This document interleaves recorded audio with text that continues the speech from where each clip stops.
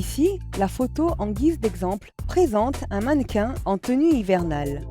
Mais vous pourrez constater qu'il manque les joues rougies par le froid. Observez simplement comment le formateur s'y prend pour appliquer cet effet. Dans ce didacticiel, je vais conférer à mon personnage des joues rouges en venant retoucher le teint de sa peau. Et de manière générale, je pourrais même appliquer cette méthode que je vais utiliser sur l'ensemble de la peau de mon modèle, si je veux par exemple lui conférer un teint plus bronzé ou pas. Et dans mon cas précis, donc, je vais juste me contenter de lui donner un teint un peu plus rosé au niveau des pommettes. Et je vais pour cela tout d'abord créer un nouveau calque en cliquant ici. Calque que je vais aussitôt renommer. Entrée. Et je vais sélectionner mon outil pinceau pour peindre sur mon visage. Évidemment, il faut que je peigne avec une couleur adaptée. Alors soit je peux cliquer ici et venir piocher une couleur dans mes tonalités rouges, comme ceci par exemple. Je peux cliquer sur OK. Ou alors je peux me servir de la pipette et piocher déjà une couleur qui existe dans mon image afin de me rapprocher au plus près des tonalités de ma photo. Je vais par exemple saisir, pourquoi pas, une couleur au niveau du bonnet, de cette manière, et peindre avec cette couleur. Je vais appuyer sur B, qui est le raccourci clavier pour le pinceau, et je vais peindre tout simplement sur mon image.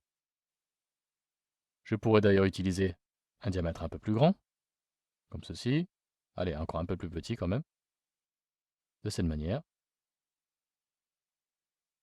Évidemment, là, le résultat n'est pas très réaliste. En effet, on va jouer sur l'opacité de mon calque, ainsi que sur son mode de fusion. En cliquant sur ce bouton, je vais tout d'abord définir une opacité un peu moins élevée quand même. On va laisser à 44% pour l'instant. Et on va jouer donc sur les différents modes de fusion. En les faisant défiler, j'en sélectionne un. Et avec le curseur de mon clavier, je les fais défiler un par un. Et il est toujours intéressant de voir le résultat qu'on obtient suivant les différents modes de fusion qu'on aura sélectionnés ici. On peut des fois obtenir d'étonnantes surprises. Mais là, dans notre cas, on va essayer de sélectionner quelque chose d'assez réaliste. On pourrait par exemple se contenter de lumière tamisée, pourquoi pas. Lumière ponctuelle, le résultat n'est pas très visible, donc on va passer à autre chose.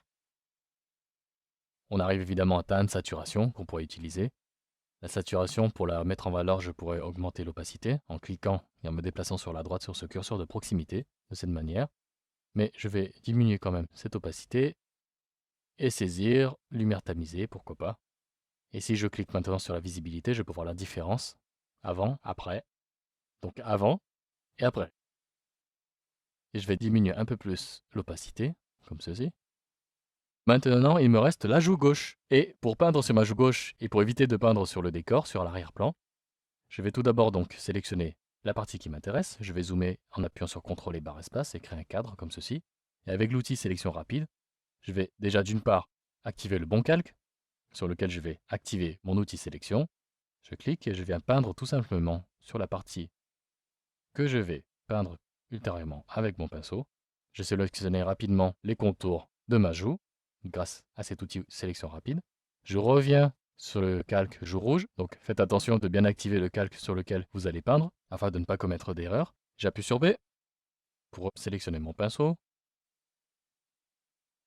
Pour le coup, je vais diminuer son diamètre, comme ceci, et je peins. Je peux toujours faire défiler encore une fois mes différents modes de fusion pour voir l'effet que j'ai. Là, évidemment, c'est un petit peu exagéré. Donc, je vais repasser à lumière tamisée. Je vais faire CTRL-D sur mon clavier pour annuler ma sélection et CTRL- pour dézoomer légèrement. Et si je décoche la visibilité, je peux voir que j'ai conféré à mon personnage de jolies teintes rosées au niveau de ses joues, que je peux évidemment accentuer en augmentant l'opacité ici, de manière raisonnable, plus ou moins, ou vous pouvez simplement resélectionner une autre couleur et repeindre sur votre calque, que vous pouvez ainsi rééditer. Et il ne vous reste plus qu'à observer le résultat si cela vous convient.